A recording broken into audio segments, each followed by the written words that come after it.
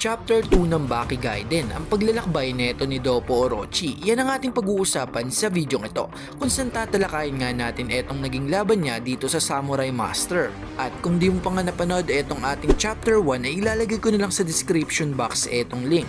At tara, simulan na natin.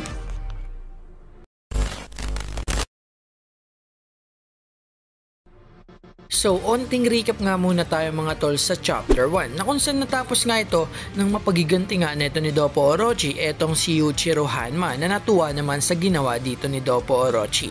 At dito naman sa Chapter 2 ay unang pinakita na itong isang sulat ni Doppo Orochi. At ang nakasulat nga sa papel na to, ako si Doppo Orochi, na sumusumpa sa labang ito ng kamay at katana na hindi ko pananagutin etong si Sabo Kyuichiro para sa anumang pinsala na maaari kong matamo. Hindi alintana ang tindi nito hanggang aking sariling kamatayan pa. Yan nga ang nakasulat dito sa papel neto ni Doppo Orochi na kung saan tumawa na nga lang dito etong si Kyuichiro.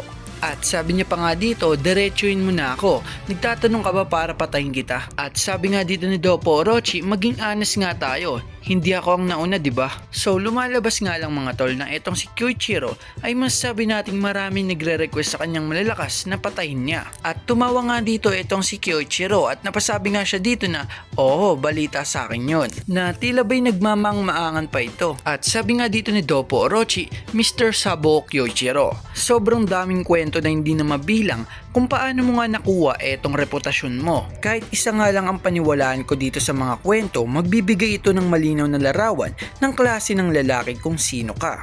At biglang sinabi dito ni Doppo Orochi 14 na kung saan sumagot nga agad etong si Kyuichiro na hindi ako sigurado kung saan ka, na napahinto nga siya sa kanyang pananalita dahil etong si Doppo Orochi ay patuloy pa rin sa kanyang pagsasalita, kung saan dinugtungan nga neto ni Doppo Orochi etong salita niya nga ang 14 na kahit nga daw nung panahon pa ng mga samurai kakaunti lang ang mga pagmamalaki ng ganitong karamihang bilang, na kung saan pinatumba mo nga ang 14 na lalaki. Yun ang alam namin. At ikinumpara pa nga neto ni Doppo Orochi etong si Kyuichiro dito nung panahon pa ng Bakumatsu, na kung saan etong kilalang killer nga na si Okada Izo ay nakapatay lamang ng 10.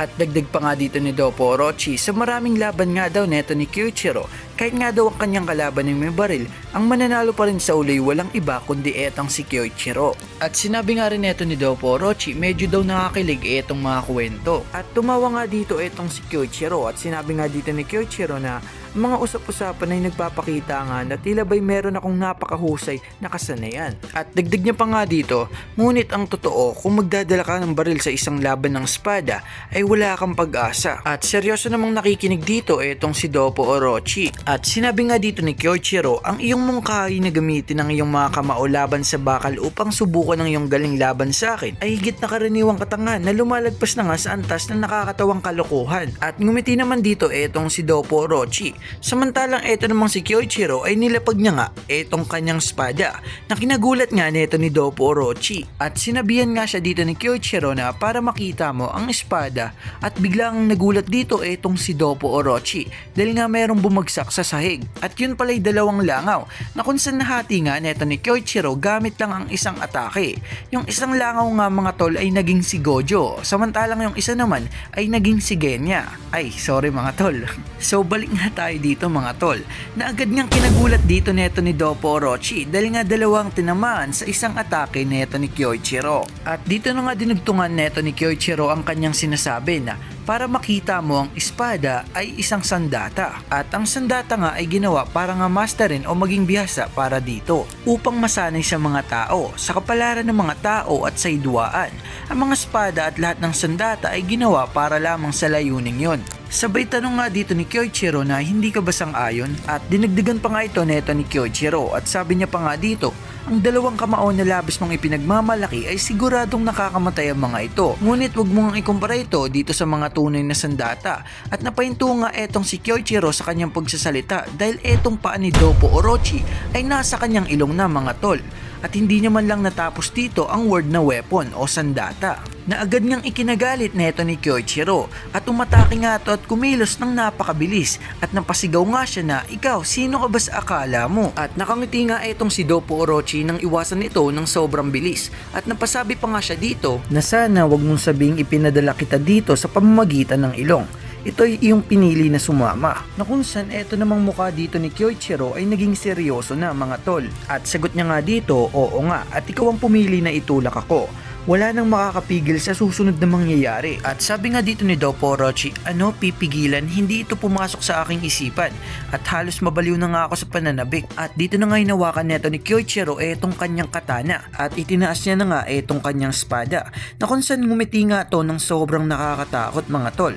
At dito na nga nangyari etong fighting stance dito ni Kyoichiro. At sinabi nga dito ni Dopo Orochi, ang mukha mong yan ay mas nakakaakit kaysa sa pangungusap ng ngiti na ibinigay mo sa iba. At nagulat nga dito etong si Kyoichiro dahil wala ngang stance na ginagamit etong si Dopo Orochi. At ngayon nga naintindihan na neto ni Dopo Orochi kung bakit nga walang laban ng isang baril dito kay Kyoichiro dahil nga sa ganitong kalakas na kapangyarihan. At bigla pang nagtanong dito etong si Kyoichiro na sigurado ka ba dyan o alam mo ang dapat gawin? At sa isip-isipan nga neto ni Dopo Orochi etong kanyang katawan daw ay hindi nga daw gumagalaw. Pero confident niya nga sinabi na magandang tanong yan at bakas nga rin dito sa mukha ni Dopo Orochi etong kanyang kaba na kung saan pinagpapawisan pa siya. Sabay-sabi naman dito ni Kyoichiro na maaari kang magmakaawa para sa iyong buhay at sabi naman dito ni Dopo Orochi, susubukan ko yun sa susunod. At dito na nga humakbang etong si Kyoichiro para umatake na kung saan sobrang bilis nga ng atake niya dito mga tol. Samantalang etong si Dopo Orochi ay tinapakan nga ng madiin etong sahig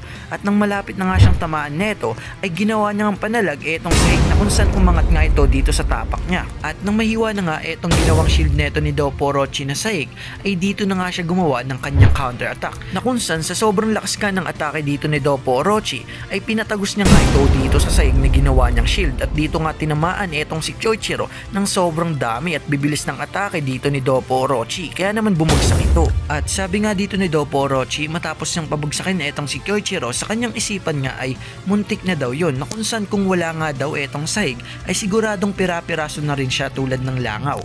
At may napansin nga rin ako dito kay Dopo Orochi at yun nga etong ayaw niyang ma-disrespect.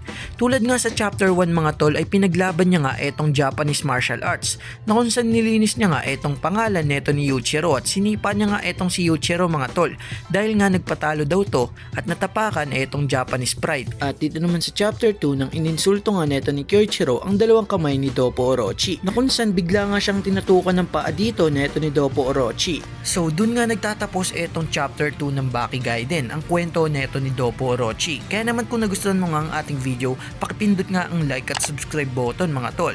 At sana umabot nga to ng 200 likes mga tol para nga gumawa agad tayo ng chapter 3 neto. At bago tayo magtapos ay shoutout pala muna sa kanila. Maraming salamat sa panonood at pagsuporta sa ating YouTube channel mga tol.